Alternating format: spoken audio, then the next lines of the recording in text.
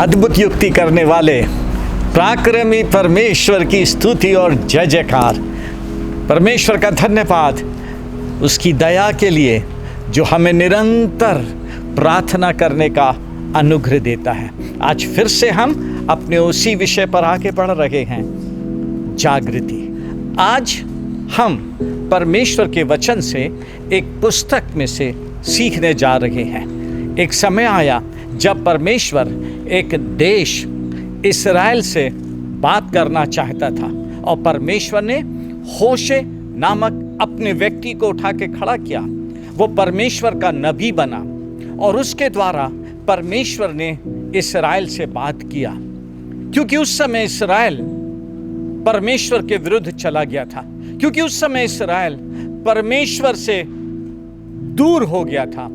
तब होशे ने परमेश्वर की आवाज को सुन के इस्राएल से बात किया।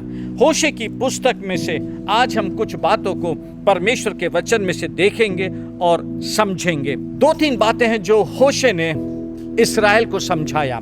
लिखा हुआ है होशे नबी की पुस्तक उसका 14वां अध्याय और उसकी आखिरी आयत में लिखा हुआ है, जो बुद्धिमान है वही इन बातों को समझेगा, जो प्रवीण हो वही इन्हें बूझ सकेगा, क्योंकि यहोवा के मार्ग सीधे हैं। होशे कह रहा है जो बुद्धिमान है, जो प्रवीण है, वो इन बातों को समझेगा, क्योंकि परमेश्वर के मार्ग सीधे हैं। और यही परमेश्वर के इन सीधे मार्गों को होशे इस्राएल से कहना चाहता था। क्यों? बाइबल हमको बताती है इस्राएल परमेश्वर से दूर हो गया। इस्राएल की क्या गलती थी? होशे उनको बताता है। 14 अध्याय हैं जिनमें कई बातें होशे ने इस्राएल से कहा, लेकिन आज के लिए मैंने 4 बातें होशे की पुस्तक में से लिया है। बाइबल हमको बताती है 7वें अध्याय की 14वीं आयत से आगे, जो हमारे आज के परिप्रेक्ष्य में विश्वासियों के लिए, हम सब के लिए भी समझने के लिए बहुत जरूरी है। बाइबल बताती है होशे ने 7वें अध्याय की 14वीं आयत से उनसे कहा, पहली बात, वे मन से मेरी दुहाई नहीं देते हैं। परमेश्वर ने होशे को बताया उनकी गलती क्या है, इस्राएल की गलती क्या है। पहली गलती थी वे मन से परमेश्वर की दुहाई नहीं देते थे। और बाइबल हमको बताती है भजन संहिता 51वें अध्याय में दाऊद कहता है, तू मन की सिधाई से प्रसन्न होता है। दूसरी बात जो होशे ने उनके लिए कही, वे बिछौने पर हाय हाय करते हैं। विश्वासी सब परमेश्वर के लोग सुस्त हो गए हैं। ये इस्राएल की गलती थी जो होशे के द्वारा परमेश्वर उन्हें बता रहा है।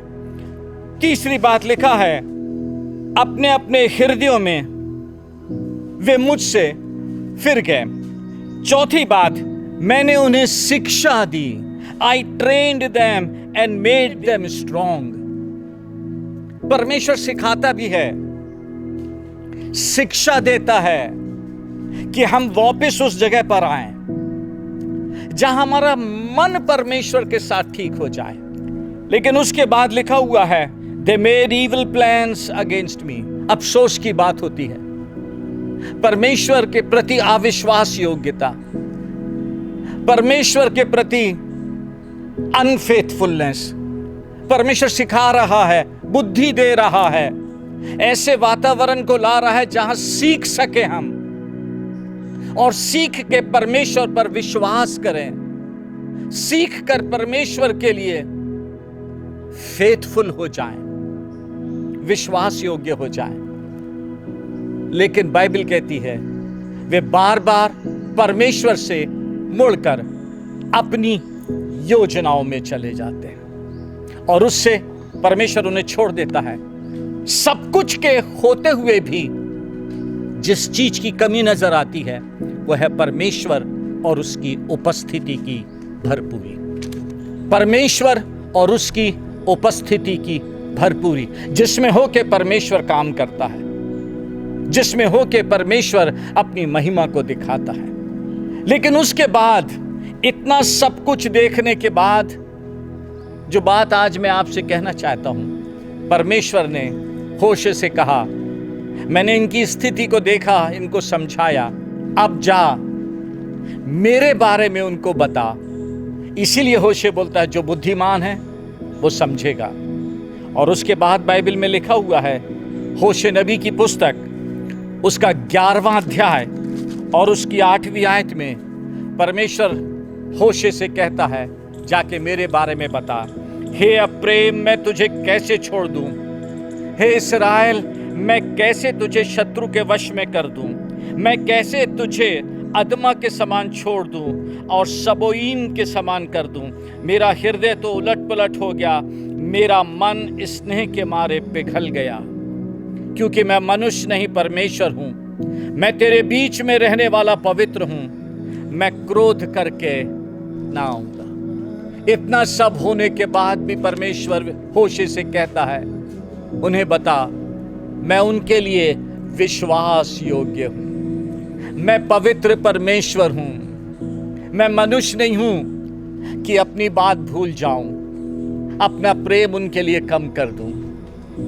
और अब यहां होशे निचोड़ में कहता है, जो बुद्धिमान है, जो प्रवीण है, वो समझेगा, क्योंकि परमेश्वर के मार्ग सीधे हैं। चर्च, आज हमें ज़रूरत है अपनी स्थिति को समझने की, कि परमेश्वर ने परिस्थितियों में हमें समझाना चाहा, सिखाना चाहा, सिर्फ इसीलिए कि हम जाने इन विपरीत परिस्थिति में भी हमारा परमेश्वर हमारे लिए कितना विश्वास योग्य है, वो हमसे कितना प्यार करता है।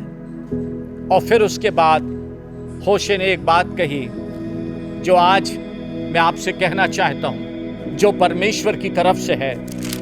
उसके बाद होशे ने कहा, जो बुद्धिमान है वो समझेगा और करेगा। क्या करेगा? लिखा हुआ है, हे इस्राएल, अपने परमेश्वर यहोवा के पास लौट आ, क्योंकि तूने अपने अधर्म के कारण ठोकर खाई है। बातें सीख कर और यहोवा की ओर लौट कर उससे कहे, सब अधर्म दूर कर, अनुग्रह से हमको ग्रहण कर, तब हम धन्यवाद रूपी बलि चढ़ाएंगे। जो बुद्धिमानी की बात होशे कर रहा है वो है, मन फिराएं, सच्चे मन से परमेश्वर के पास लौट कर आएं, अपनी अविश्वास योग्यता के स्वभाव से अपने आप को सुधारें। परमेश्वर हृदय को जांचने वाला है। मन की सत्यता से परमेश्वर के पास आए। जब हम परमेश्वर के लोग मन की सिधाई, मन की सच्चाई से परमेश्वर के पास आएंगे, तब उसके बाद होशे लिख के कहता है, जो इस समय हमारी जागृति के लिए है, लिखा हुआ है, मैं इस्राएल के लिए ओस के समान बनूंगा।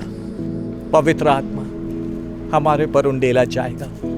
मैं ओस के समान बनूंगा, वह सोसन के समान फूले फलेगा और लबानोन के समान जड़ फैलाएगा। उसकी जड़ से पौधे फूट कर निकलेंगे। वाह! उसकी शोभा जैतून की सी और उसकी सुगंध लबानोन की सी होगी। जो उसकी छाया में बैठेंगे वे अन्न के समान बढ़ेंगे, वे दाखलता के समान फूले फलेंगे और उसकी कीर्ति लबानोन के दाख मधु की सी होगी। समझें, परमेश्वर हमारी अनफेथफुलनेस को जानता है, मन की सच्चाई को भी पढ़ लेता है, और आज हमसे सिर्फ एक ही बात कहता है, मैं पवित्र हूं, मैं मनुष्य नहीं हूं, मैं विश्वास योग्य परमेश्वर हूं। फिर से एक बार तुम्हें अवसर दे रहा हूं, सच्चे मन से मन फिराकर मेरे पास आओ, पश्चाताप करो और मैं तुम्हारे लिए ओस के समान बनूंगा। और जब परमेश्वर की ओस गिरेगी, हमारा देश, हमारा शहर, हमारी कलीसिया, हमारा परिवार उस ओस में फलवंत हो जाएगा, उस ओस में नया बन जाएगा। पवित्र आत्मा सब चीजों को नया कर देगा, जड़ें मजबूत हो जाएंगी, नए फल, नए फूल निकलेंगे और सब लोग चारों तरफ परमेश्वर की, जीवित परमेश्वर की महिमा को देखेंगे। बुद्धिमान और प्रवीण है वो परमेश्वर की बात को समझेगा। यहोवा के मार्ग सीधे हैं और सिधाई ये है, आइए रिपेंट करें, सच्चे मन से परमेश्वर के पास लौट के आएं, क्योंकि वो एक बार फिर से हमारे लिए ओस बनना चाहता है। आइए प्रार्थना करें। पिता धन्यवाद, दिल से धन्यवाद आपकी विश्वास योग्यता के लिए।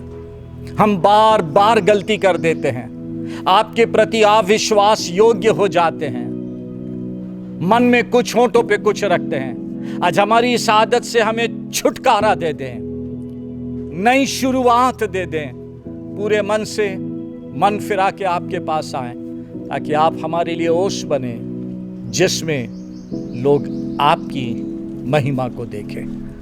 धन्यवाद, धन्यवाद और धन्यवाद प्रभु यीशु मसीह के नाम से, आमीन। प्रभु को महिमा दें, वचन को समझ के पश्चाताप करें, सिधाई से आएं। परमेश्वर आपके लिए ओस बनने वाला है। प्रभु आपको आशीष दे।